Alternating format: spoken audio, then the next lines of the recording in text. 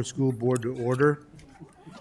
School board meetings are now open to the public, but the district will comply with Iowa Department of Public Health and the governor's recommendations as to gatherings and social distancing.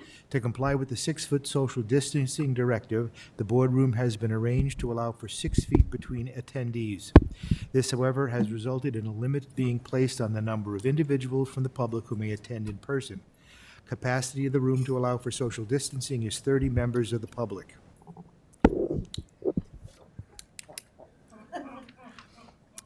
Masks are required to be worn in the boardroom, but you may remove your mask if you're speaking. As with prior board meetings, you may access the board meeting remotely as well, but open forum will be in person only. Board priorities and mission statement. Director Klein-Jerome, would you please read board priorities?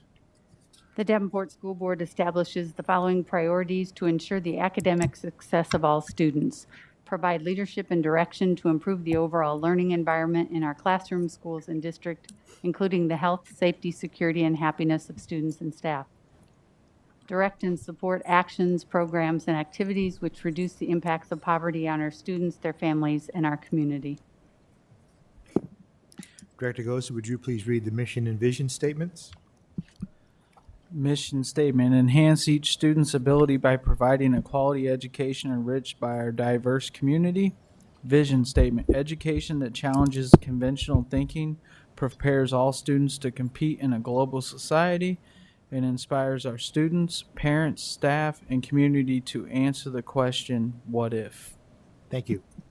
Got any student board reports? Sorry. Hi, my name is Sophia Heller. I'm from Davenport North High School. I wanted to start by saying thank you for having me, and it is an honor to represent North High at today's school board meeting. I would like to use my time today to highlight accomplishments and noteworthy things happening at North High School right now. In no particular order, the football team is city champs, 2nd year in a row, so that's pretty cool. The drama club had a great and safe kickoff on Saturday, where students strike the set, so the spring musical is no longer happening.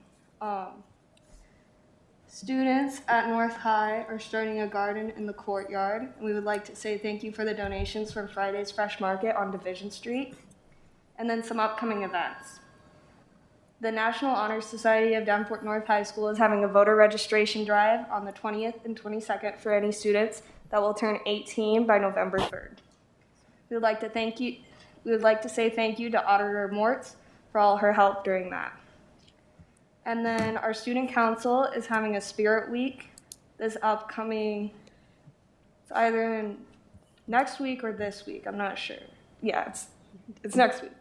And so that'll be pretty fun. We hope it boosts morale in the school. And then our North High ambassadors are making videos for elementary school students and middle school students to help them with questions about high school. And since we can't go to the schools right now, it's a really nice way to keep the community going. And then speaking for myself, I would like to say I'm incredibly thankful for the chance to have my senior year in person and not online. And then to all the administrators, custodians, teachers, and anyone else working at the schools right now, thank you for all you do, especially during such a challenging time. Thank you. Thank you very much. Board reports? Director Klein-Jerome? I'm serving on the district PBIS committee that met today to develop the mission and vision statement, and they will be meeting in the near future. Director Postian?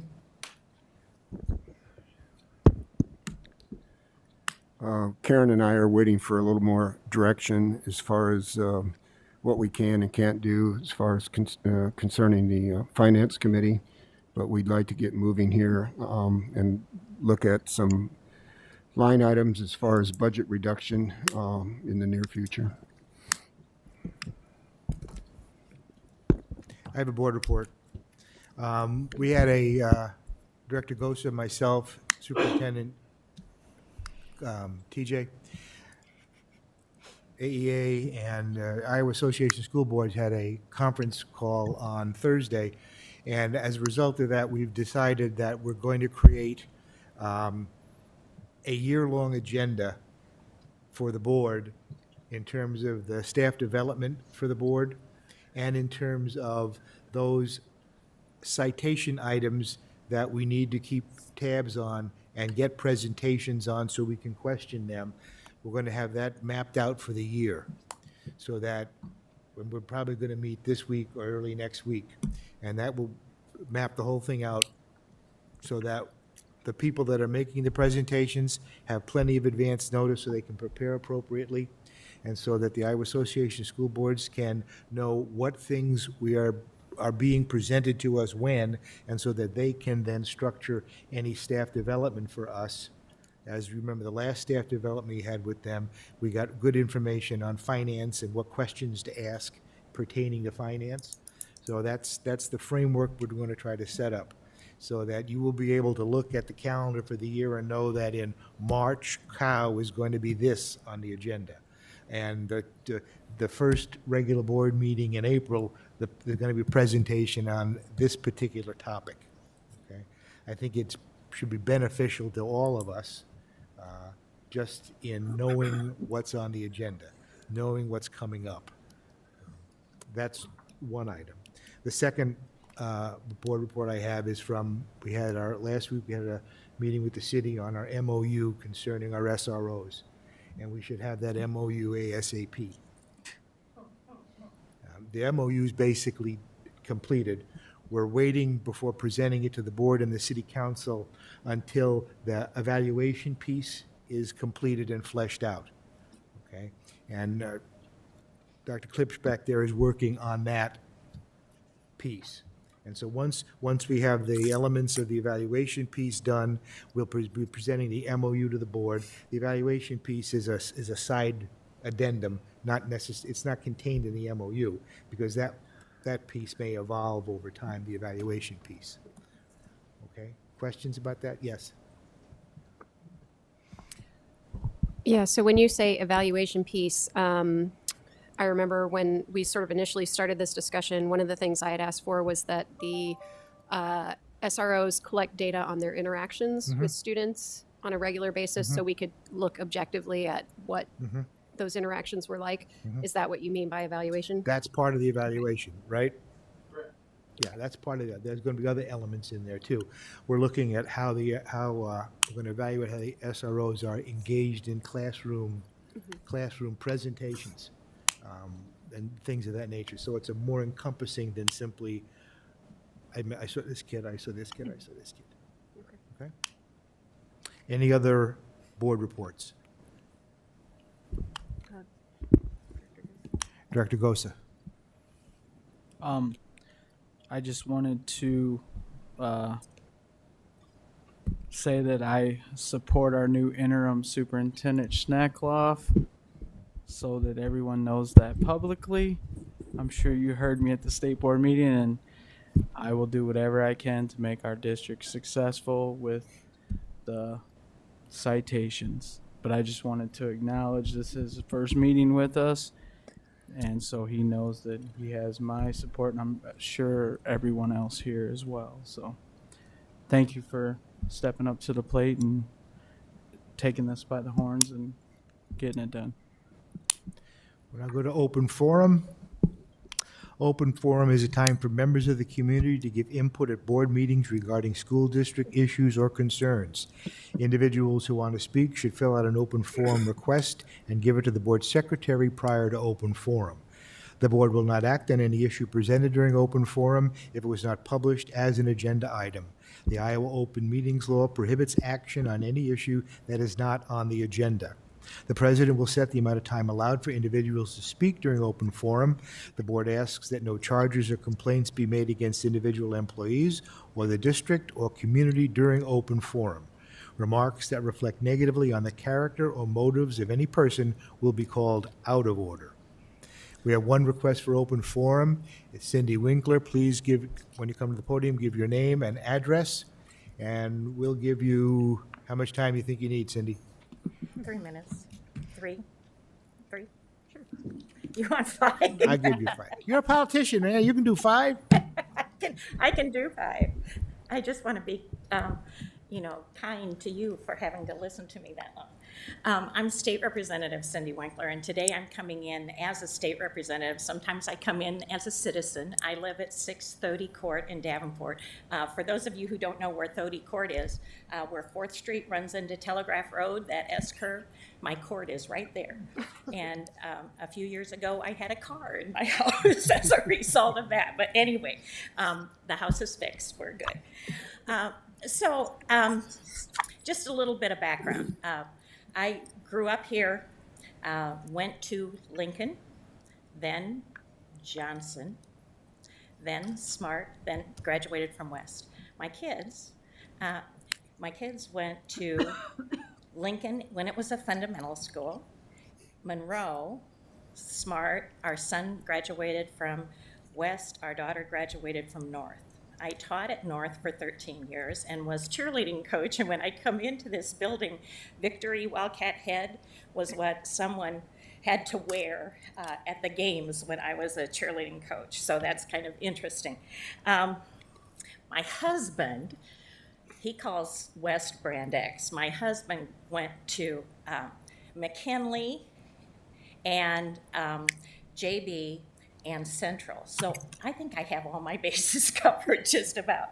But today I want to talk to you a little bit about when you show growing excellence for every child, I believe that you mean every child. Every child. And sometimes a term like every is misinterpreted as being only for some. But truly, I really feel that you are elected and you know your responsibility in every child. But equal funding is not always fair. We need to take into account the needs of the diverse populations that we have in our district. And I think that one of our strengths in Davenport schools is an inclusive community. And it is important to keep that in mind, but there are some issues that unfortunately have been called to the attention of the State Board of Education in regard to equity, whether it be special education or additional African Americans in suspension and expulsion and that kind of thing. But I don't know how current this is. This is the most current information I could find on the web, but 56% of our school children are white. 19%, and if you add this up, it'll come up, I'm rounding. It might come up to over 100%. So 19% are Black or African American, 14% are Hispanic, 10% are multiracial, 2% are Asian, 1/4% are Native American, and 1/10% are Pacific Islanders. So as I think about the huge job that you have and the creative actions of the staff in this district, I came across this racial equity toolkit. And it happened as a result of paying attention to the forum for our Scott County supervisors. And this was brought up that Dubuque had adopted this, and would Scott County supervisors be willing to adopt it? I know it is for a city, but it is also something that could be adapted. And I think that it is important that we are intentional in regard to our budgeting process. So just at the very beginning, that very first page, ultimately, racial equity is when race is no longer predictive of outcomes. And we absolutely have that goal in our community. We want that to be our goal in the community. And too often, I've jumped down on the document that you have. Too often we overlook racial equity while developing and implementing policies and programs. When racial equity is not explicitly brought into our operations and decision-making, racial inequities are likely to be perpetuated. And then they have, here's the racial equity tool. And there are several tools that are available and they're mentioned in this document. But I thought it might be a beginning for conversations about how we meet the needs of all of the students in the Davenport School District.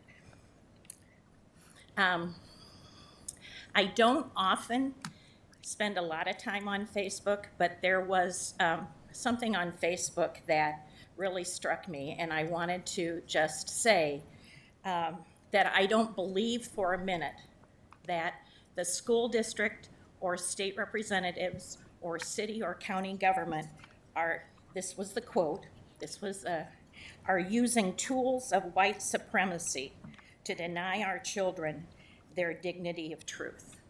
I do not believe that that is true, but sometimes that is the perception.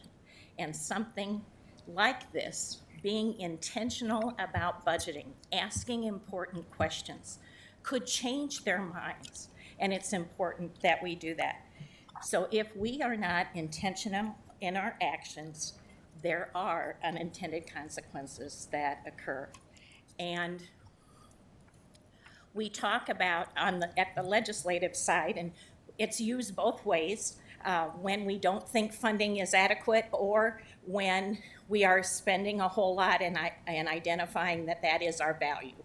But, you know, you can talk about your priorities all day long, but show me the budget and we'll know what your priorities are. And so I hope that this is a tool that you might use. It's your discretion, certainly, but it might be food for thought as we move forward. And I wish you all the luck in removing all of the negative marks, I guess, I'll use that term, that Davenport School District has received. I think that in no way shows all of the work that teachers and custodians and administrators and paraeducators do every day. And thank you.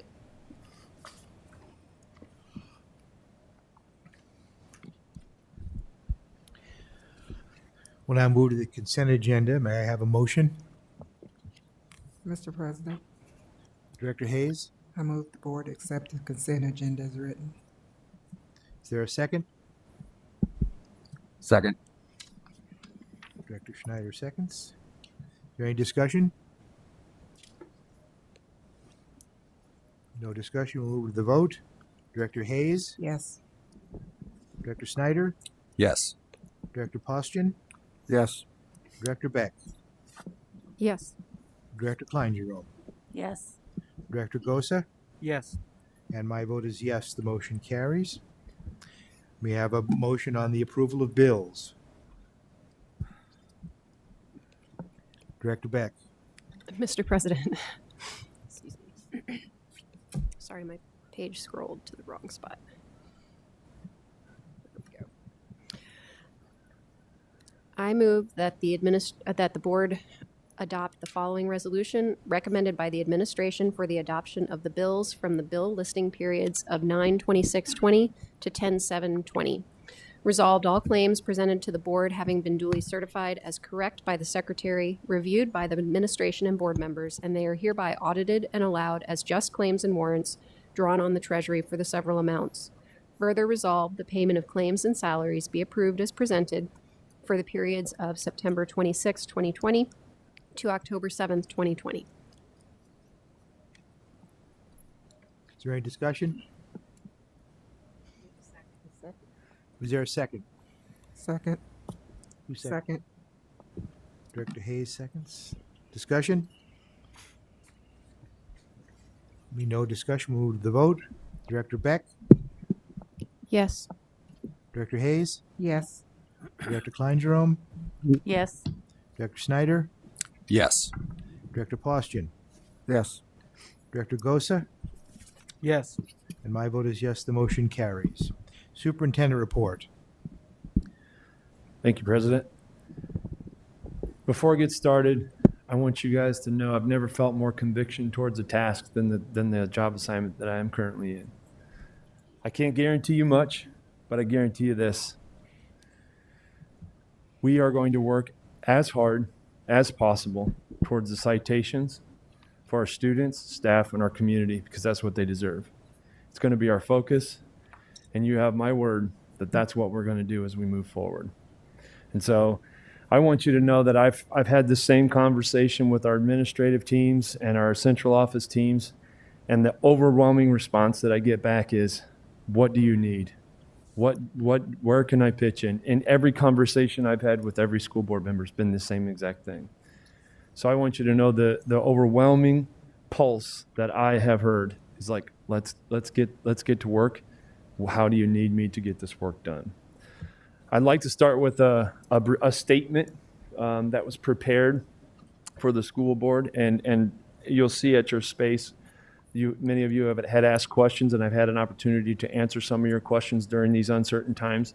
But this statement prepared by Amy Williamson and Dr. Lebo and her team, I think, will help some clarity in these issues, and any questions that you continue to have, I'll continue to gather those and get further clarity in this very uncertain time.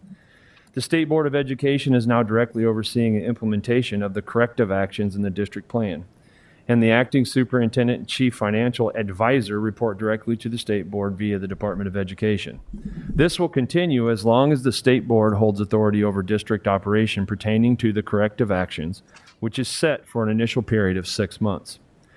The Davenport School Board will continue to meet and perform regular functions that do not relate to the corrective actions, such as authorizing unrelated purchases, reviewing student achievement data, reviewing financial statements monthly. The local board will continue to hear information about and be actively involved in the corrective action plan, but will not approve actions or expenditures related to the plan. The local board will continue to create their own agendas, and agendas will be reviewed by the Department of Ed, AEA staff, along with TJ prior to each meeting. Items that are not subject to local board decision making will not be noted as such. And you can see many of the questions that you had are here. And if your questions aren't there, then I felt like they were answered in some of our conversations. And if you do not feel they were answered, let me know and I'll make sure that they are answered. There are a couple of things I'd like to update you on. First, our CFO, the situation that we've been directed. An initial search was done by Mr. Decker from the AEA, and he reached out and talked to each one of the people on the list, and as suspected, there were no candidates that immediately could come and work with Davenport Community School District. And so it's a thumbs up to the people on this board as we were on the right track. The situation that we have right now has just been elevated. So Gary Sinclair is going to act in the role of Chief Financial Advisor and continue to work with Lisa Cruz as the CFO, and that has been approved by the Department of Ed today. And so that's a tribute to you guys in moving in the right direction in that way. Effective immediately, we are going to post for a CFO position, and we're going to begin the process of finding a new CFO. The preferred method would be to go around the state of Iowa and do some recruiting and find somebody that knows and understands Iowa finance and can be able to come in and immediately take action. And that's the direction that we're going to head with that. The second big rock that we've been working towards are the citations. And so very fortunate to have Shane Williams, who's here with us today. Actually, I'd introduce both of them. Bill Decker's in the back. He's the chief administrator at the AEA, for those of you that do not know him. And Shane Williams is one of the main administrators at the AEA. I don't know his specific title, but they're both a part of the team that's helping guide the citations in Davenport. And I will say that over the last week, we've done a lot of calibrating with Dr. Lebo, Amy Williamson, and Shane and Bill. And so through that work, like I said before, Bill has been working diligently on this, on finding out what we can do for the CFO. And then Shane has been working with members from the Department of Ed to review our citations. And all of our directors had put information into our citations. So they've really been diving in and digging in to find out what are the number one priorities that Davenport should move forward with. And unequivocally, it's the portion of our citations that are crisis response, violence prevention. To use some of Shane's words, which I think are coming from members of the Department of Ed, we have not shown the ability to have simultaneity in our district to have multiple things being implemented at once. So we're really going to get down to focusing on one thing. And through there, the dashboards will be created that you will review through training with IASB, that administrators will have. There will be outcomes that we're constantly watching to look for success in our district and completion of those citations. So the citation narrowing is still in process. Shane has put together a one-pager with members of the Department of Education. Now I want to clarify something. There are things on there that we can continue to work with, like the development of our evaluation process. That can continue to happen. But how it rolls out is what we need to really make sure that we are not overwhelming the system and doing two things at once that cannot be done really well. I think that's the direction that we've been given. Okay. Bill and Shane, do you guys have anything that you would like to say before moving forward?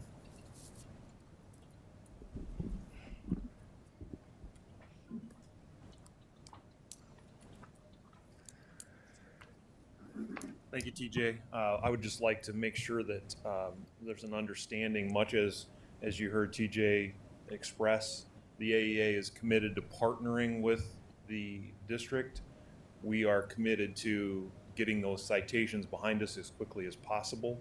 We are committed to using that process to help the Davenport district come out to be an even stronger place than we would have before. So we're not trying to work just on citations, we're trying to work for the long run. And that in the work that I've been working on in the past week or so, the CFO conversation is one example of that. Trying to put something in place that will extend and allow some continuity so that the district ends up in a better financial place for a long period of time. Shane Williams will be doing the same thing in working on the program side. And we are very, we wouldn't have necessarily, I don't think any of us would have picked to be in this position. But since we are in this position, we are just wanting you to know we are absolutely committed to helping you put this behind you as quickly as possible. And we'll get better together. Thank you, Bill.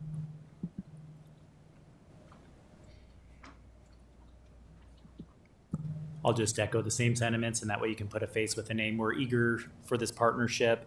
Ultimately, our goals are twofold. One is to put those corrective actions behind you, but then the other major goal is to put Davenport on a path to sustainable improvement. TJ's shown a great deal of commitment. There's a great partnership with the Department of Education. So now we need to identify those high leverage actions that can both simultaneously hit those corrective actions and also put you on the right path for kids, teachers, the community as a whole. So looking forward to getting started. The last week and a half have been a really steep learning curve, but I can tell you that the enthusiasm within the district that I've seen is one of a sense of urgency and just shines a light on how critically important this is for all the kids. So thank you. Thank you, Shane. Will you shut that off, Shane? Oh, thank you. So our first citation that we're going to begin to attacking will be our crisis response violence prevention. And on the sheet, the citation sheet, there are names associated with every one of the citations. And in this citation, Dr. Klipsch and Corey Guy are going to be the two facilitator leads. And over the summer, Dr. Klipsch and myself had a community meeting and put together some work. So that work was vetted. Shane took that work to the Department of Ed and said, what are your thoughts on this? So this week, we are hashing out exactly how we're going to roll that out, our plan for rolling that out. What does the staff development look like, and what are the accountability measures or success criteria look like for that? And then we can share that with our weekly meeting with the Department of Ed and the AEA. That's our plan for this week. You heard Director Poston talk about the Finance Committee. We've had a brief meeting with Gary Sinclair. We're setting up a workshop, and we're going to begin our light item budget process.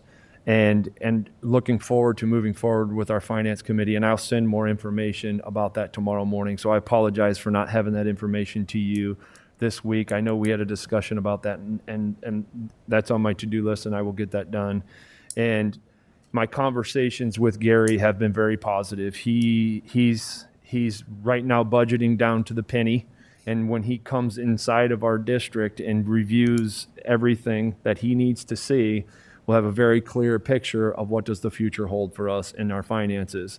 And I think that with Director Poshin and Director Klein-Jerome being directly involved in that, I think it highlights how we can move forward in a very productive manner. I never seen anything like that return to learn work. And there were board members on every single one of those committees giving input right on the spot and reporting out structure at this meeting. So I think that that's going to be a very positive way that we move forward during this time and allow everything that we do to be vetted but still have input. And so that's my related report to our current situation. I also wanted to share something unrelated to that. Today, we are going to start posting our COVID numbers to the website. So on a Friday, we're going to gather those numbers, and they'll be updated on Mondays. So parents and community can see, and then that way they can make decisions what's as best for their family. So that concludes my report, President. Questions? Director Beck? Yes, I have two questions, unrelated to each other. Number one, so Gary Sinclair has been in our employ already. And I guess I'm trying to figure out what's different now as opposed to before, because he was helping us with our budget already. Mm-hmm. So what is different? So Gary's position was elevated. So we had a contract to do work with Gary. Gary's been elevated to a chief financial advisor. He could not be the CFO, and we fulfilled the CFO role with Lisa's position. But in terms of Forecast 5 giving us reports that we can utilize, now Gary is a part of our team, and he's helping make decisions. So let me give you an example. One of the first things Gary wanted us to do was put on a hiring freeze. And so we put on a hiring freeze. Now, we have categorical positions that we've budgeted for. So we got on a call with Gary, had a great conversation of how to move forward. I would say the main difference is that he's now a part of our decision-making team. Now, in order to do that, that contract needs to move to the AEA. And that title needs to be there to be our advisor. When he advises us of something, we will do it, and we will move forward with that internal with Lisa's people and our people. So I would say that those are the main differences between his role in the past and how he's moving forward. He's actually a part of our decision-making tree when we spend money.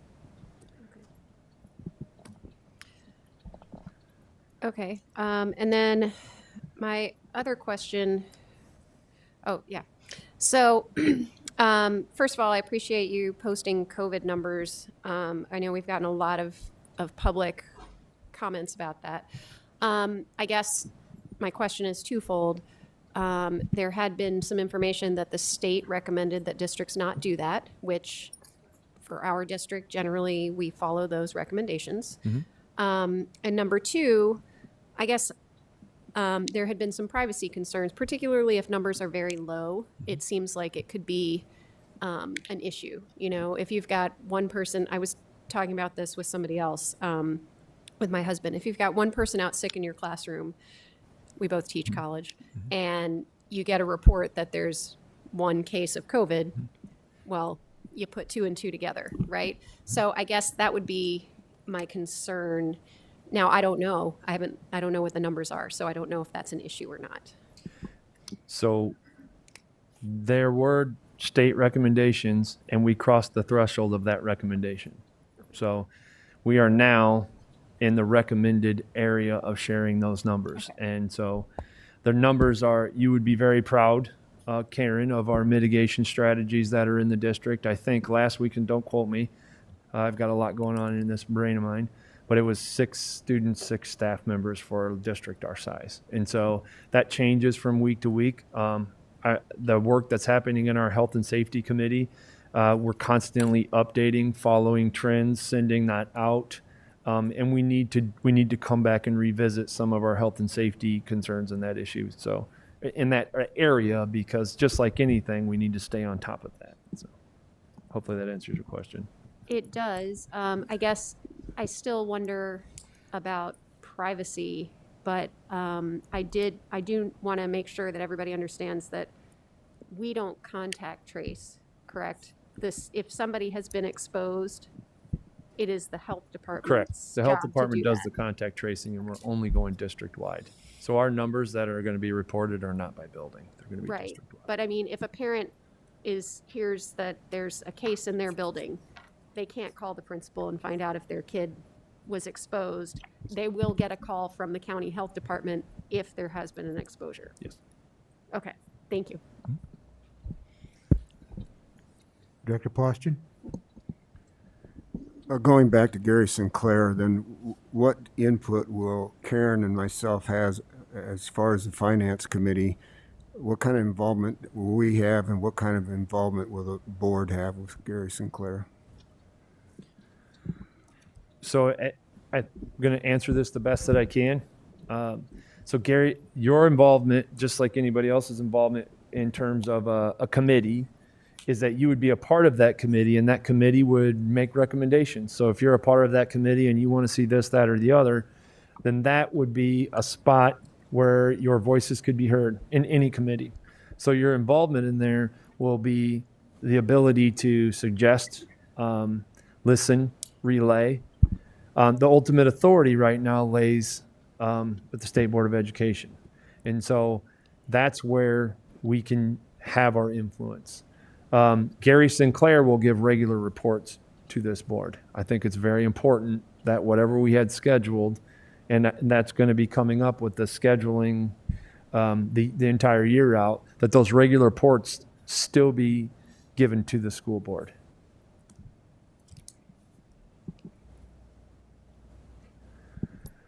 Karen? I did look at how it's posted, the COVID on the website. I appreciate it. I think it's very transparent. I appreciate it. I'm sure parents do too, because I heard from several after the last board meeting when I asked about this. While you and many others are focused on the citation, life goes on in this district. Is Rob taking care of that day-to-day stuff while the rest of you are working on these citations? Because things will come up and need to be addressed. Is that how that's working? Absolutely. So I want to make it very clear. I am the superintendent of this district right now, the interim super. So any actions that need to take place, any decisions that need to take place are still occurring. I'm not here in some other fashion than that.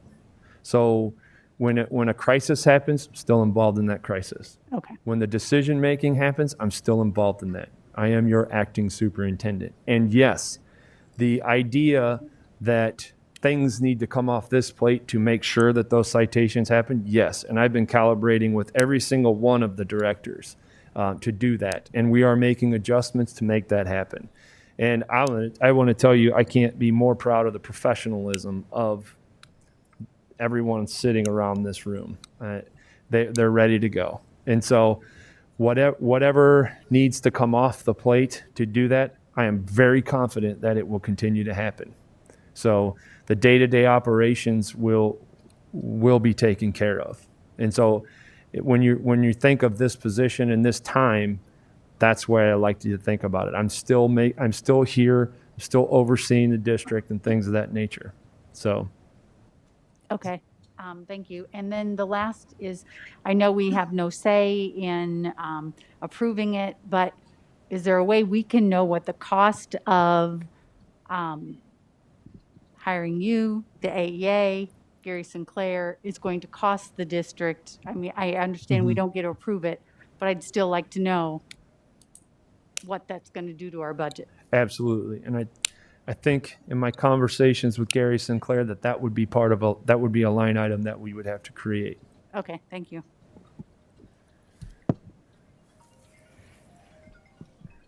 Director Gosa? For all the extra additional cost, is there a way that we can go to the SBRC for the spending authority for those things? Or can you get us the answer for that? I can get you the answer for that. Okay, thank you. Director Beck? Sorry, one last question. I know that the corrective action plan, we're not decision-making or approving there. Are we going to be allowed to, or are we going to be given regular updates so that we can make sure that we are aware of what's happening and participate in sustaining these changes down the road when the ship has been turned? Absolutely. Absolutely.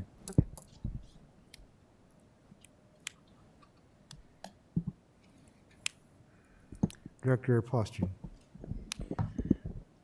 You may have already mentioned this, but who is taking over your former duties?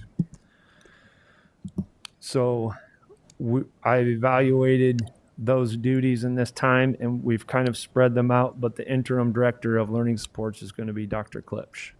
So those transitions are happening right now. We've also had to shift some responsibilities off of Rob's plate in order to make sure that these citations can take place. So Bill's going to be supervising and evaluating the elementary principals again, and in managing the implementation of the citations. Our citations are being directed by our state and our leads, but we have to be able to carry those out and manage the day-to-day duties. So those are the two shifts that are going to be happening to help make sure that all that work is being done.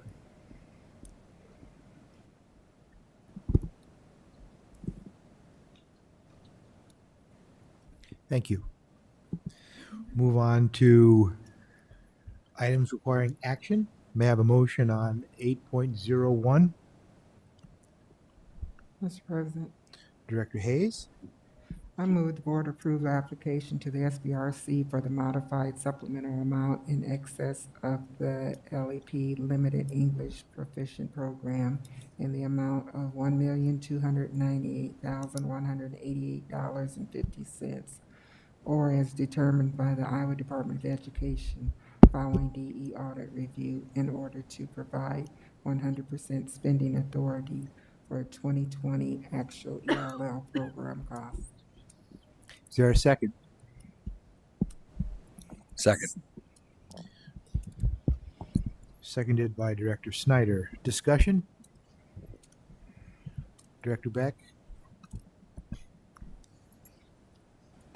I know that I ask this question most years just for the sake of people tuning in for the first time. Can you explain a little bit about what modified supplemental amount means and the fact that it in the past has been sort of a almost a rubber stamp, but not quite, and that it's money that we have to spend, but we also have to ask for the authority for it?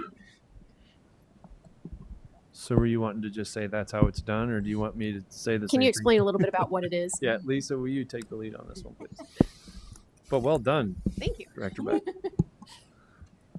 I will try and explain. So this is the costs that are incurred. We get to spend pretty much what we need to spend for those children in the ELL program. The state gives us about $600,000. And so we ask the SBRC for these extra costs. This is for the students in years 1 through 5.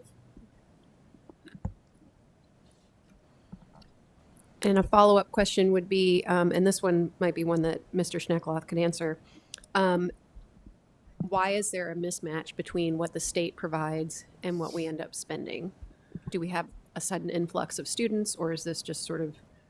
In these areas, like similar to special ed, we don't know what's going to walk through our doors or the needs of students, and this process allows us to give the students what they need and go back and ask for it. So you're exactly right with your explanation earlier. Okay, thank you. Director Snyder?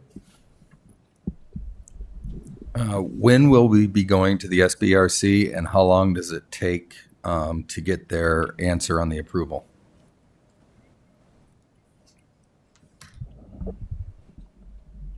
It's my belief that we get that spending authority in December.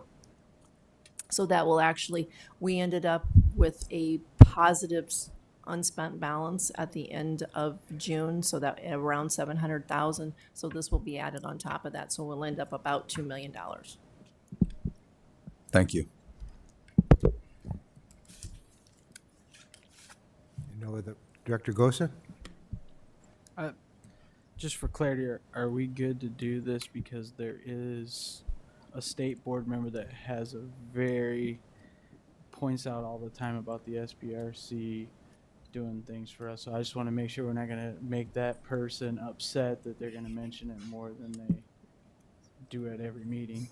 I want to make sure we're doing everything right. Yes, this is standard operating procedure for districts. Thank you. We'll move to the vote. Director Hayes? Yes. Director Snyder? Yes. Director Klein-Jerome? Yes. Director Beck? Yes. Director Postian? Yes. Director Gosa? Yes. And my vote is yes. May I have a motion on 8.02, approval of the Lexia contract? Mr. President, Director Beck? I move that the board approve the Lexia contract in the amount of $228,237.50. Is there a second? Second. Seconded by Director Hayes. Any discussion? Director Beck?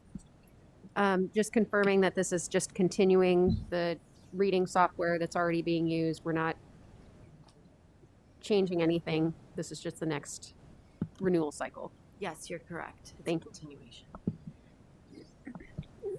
Director Snyder? My question is a budget-related question. It says the date of the contract is 12/1/20 to 6/30/2022, in the amount of $228,000. So, is this $228,000 for this year's budget, or is it spread out over the 2 years? So, are you going to answer that? It would be spread out over the 2 years. It would start in December and end in 2022.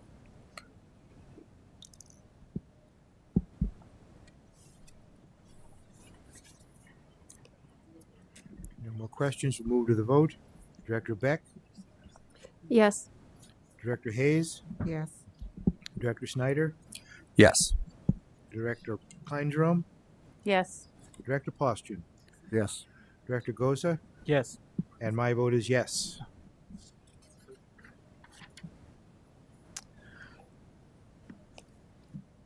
May I have a motion on 8.03, approval of Recover Health Iowa contract? Mr. President, Director Beck? I move that the board approve the contract with Recover Health of Iowa for $100,000 as presented. Is there a second?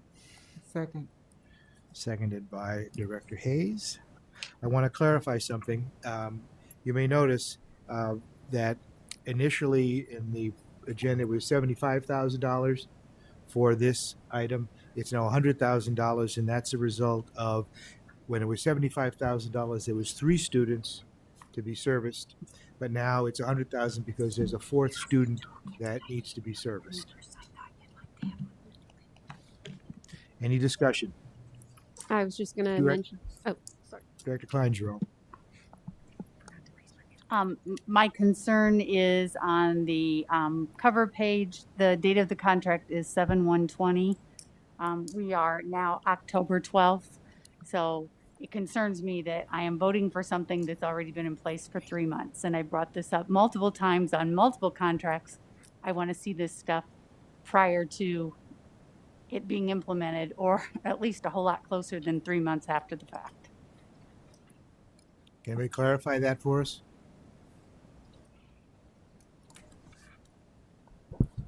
Dr. Schmidt? I think that Director Klein Jerome brings up a very good point. This will be one question I'll be asking in the morning.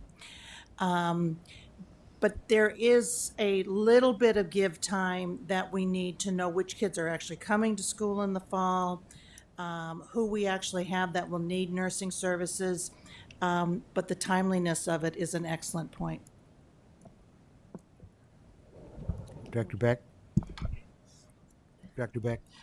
And I just wanted to clarify that this action item and the next two are all expenditures for students who require in their IEPs specialized nursing services. So these are not dollars that we have discretion over. Exactly.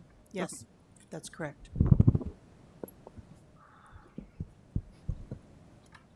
No questions, we'll go to the vote. Director Beck? Yes. Director Hayes? Yes. Director Postian? Yes. Director Klein Jerome? Yes. Director Gosa? Yes. And my vote is yes, the motion carries. We have a motion on 8.04, approval of Unity Point Health contract. Mr. President, Director Postian? move the board approve the Unity Point Health contract in the amount of $55,000. Is there a second? Second. Seconded by Director Gosa. Here I'd like to point out also that there's a change in this one because it was initially for 3 students and now it is for 2 students. Any discussion on this item? Seeing no discussion, we'll move to the vote. Director Postian? Yes. Director Gosa? Yes. Director Snyder? Yes. Director Hayes? Yes. Director Klein Jerome? Yes. Director Beck? Yes. And my vote is yes, the motion carries. We have a motion on 8.05, approval of policy. Mr. President? Who dat? Me. Director Beck?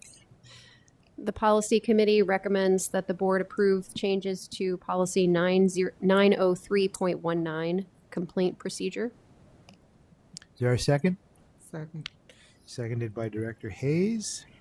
Discussion.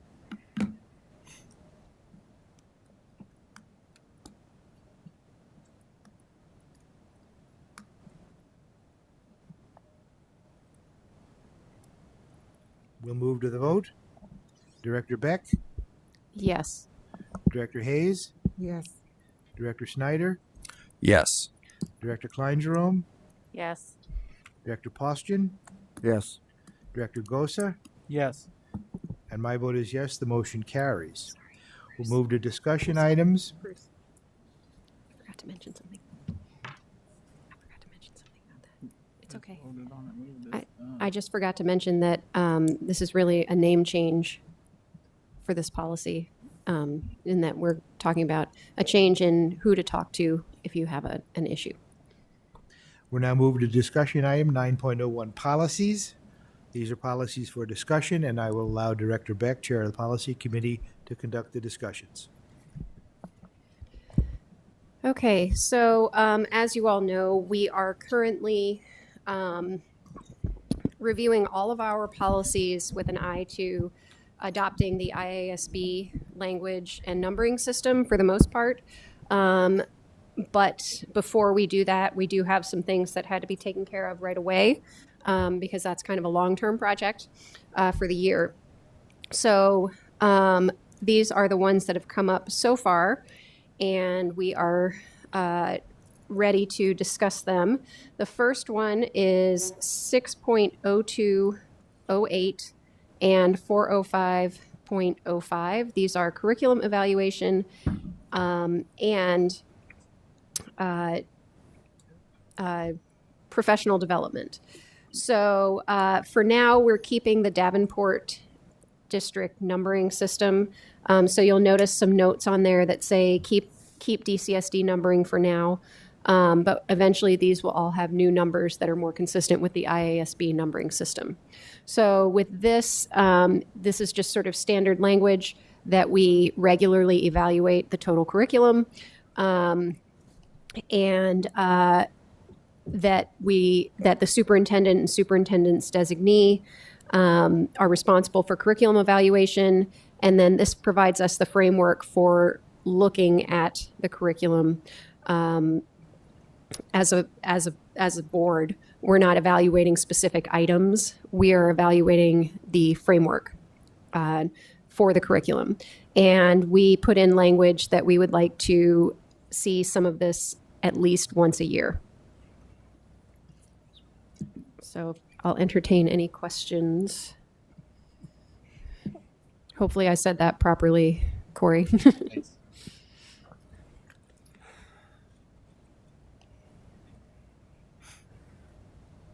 Okay, so you can expect to see that come up for its second reading at our next meeting. The next one is a new policy, and it fits into a group of policies on harassment and discrimination and bullying, which we'll be talking about tonight. So we have a new policy on discrimination and harassment based on sex, and this is pretty standard for any large entity, and it's been approved by our HR director, and it's getting a new number because we don't currently have a number or a policy that matches this right now. So this is just standard Title IX discrimination and harassment based on sex prohibited. And if anybody has any questions, I'd be happy to entertain them.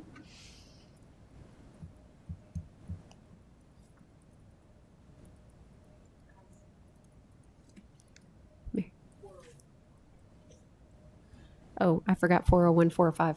Okay, we'll get back to that one in a second. All right. Allison, I have a question. Do we have policy on discrimination, harassment without the based on sex? Do we just have a policy on discrimination and harassment? We have a policy against discrimination and harassment.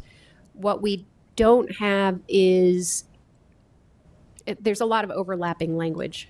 So this is a policy against discrimination, harassment based solely on sex, and it's a part of Title IX requirements. But we couldn't combine We do them. also, it's not recommended Got it. to combine them. But we do also have separate policies on harassment that's not sex-based, but it's not recommended that we combine them. Okay. Excellent question.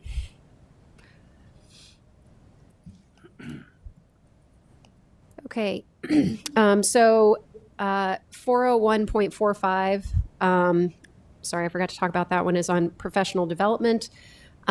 This is basically just replacing the content with language that fits with what's actually being done and with IASB suggested language. That we do support professional development for staff and teachers as part of a well-rounded workforce, and as consistent with best practices, and that we will support that with funds, but we have a framework in place for employees to request reimbursement for those types of activities.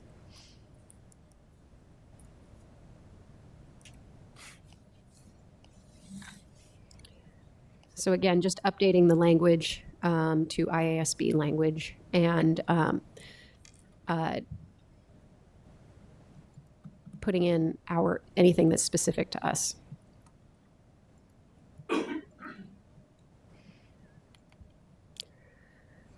Okay, so then we have item 401.42, which is our anti-bullying and harassment policy, and this has been the subject of discussion for quite some time.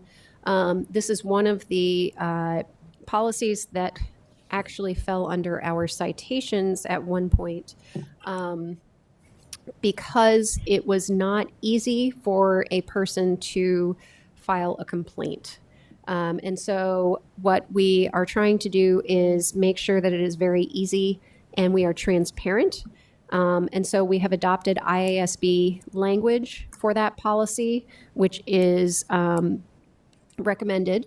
And we have adopted we would like to adopt the complaint form that you see in your packet there. This will be made available on the website, and I believe it is up there now, if I'm not mistaken. The new one's not up there yet. The new one's not up there yet. We have to prove it. We have to prove it first. That's right. Anyway, so this is the complaint form that the IASB recommends, and it fits well with our attempt to really gather more data and be more objective about how things are going in our district, because it allows people an opportunity to mark off the category that their complaint or categories might fall under. And so we should be able to track more easily the types of things that people are complaining about. And again, we're trying to make it very easy for somebody to make that complaint if they need to. There's also a witness disclosure form. And then what I think is perhaps the most important is that there's a disposition of complaint form that follows, which closes that loop. So it demonstrates and it documents that the complaint was duly investigated, and whatever the resolution was is actually documented in a form that goes into that file.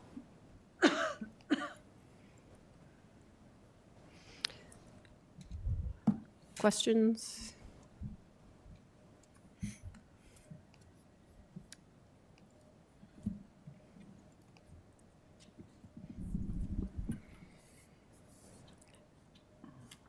Okay, so our next one is the equal education opportunity policy. And this is another one that we had sort of a lot of the same language, but it wasn't particularly well organized. So we are putting it into a more organized format. You'll notice that the people in charge, or who we address these complaints to or issues to, are highlighted very large, Mr. Woods and Ms. Weinzierl. So we also have required an annual notice of non-discrimination. This is standard language that any large public entity has. And then a continuous notice of non-discrimination. This is language we're required to report. We have been doing so. Again, this policy is just reorganizing the language in a manner that's a little bit more coherent. And this also includes the Section 504 student and parental rights. So this is equal educational opportunity, but it does not include IEPs. That's a separate type of complaint. So, but it encompasses a lot of the things that people might have issues with. And then the grievance procedure is part of it.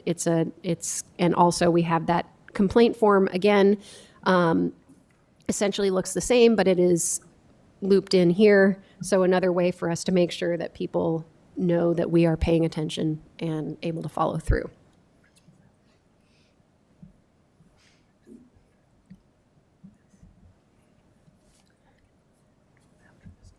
All right, and then finally, we have the equal employment opportunity policy. This is IASB code 401.01, same number as we have now. And this is very similar except that it is basically language that we will not discriminate in employment, so equal employment opportunity language, and that we will have an affirmative action coordinator as part of that policy. So again, a little bit of overlap. Some of the language is very similar, but these are technically separate parts of the law.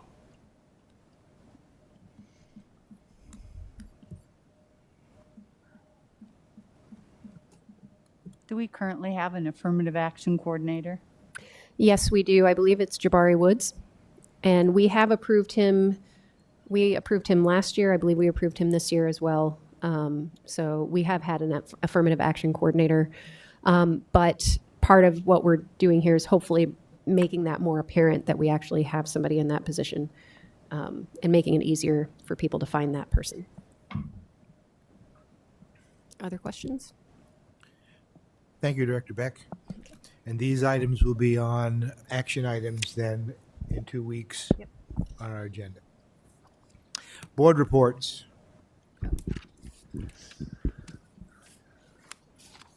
2. It's a light day. From Board Member Goza, agenda item, I would like a presentation on how the transition process has worked for the students and staff at Keystone. I feel this will be very useful to the board to receive an update so we know what the process looks like and what supports are being used and if this has been working well. Do we need to add more supports or make the transition successful? It says as soon as possible, as soon as reasonably possible. Is there a second? Second.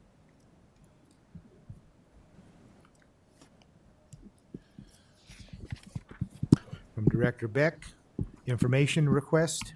Oh, I flip-flop things, so read the bottom first. Okay. I would like to see the enrollment numbers, building capacities, and costs of maintenance and operations of our schools. We are likely to have to close or consolidate attendance center in the near future. We need to get ahead of this decision-making so that we can make the best financial decisions and ones that are the most equitable for our families. Once again, as soon as possible, when feasible. Is there a second? Second. Director Postian.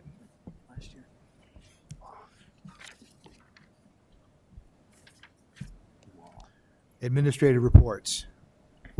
None at this time. We have no administrative reports. The chair will entertain a motion to adjourn. So moved. Is there a second? Second. All those in favor say aye. Aye. We're adjourned.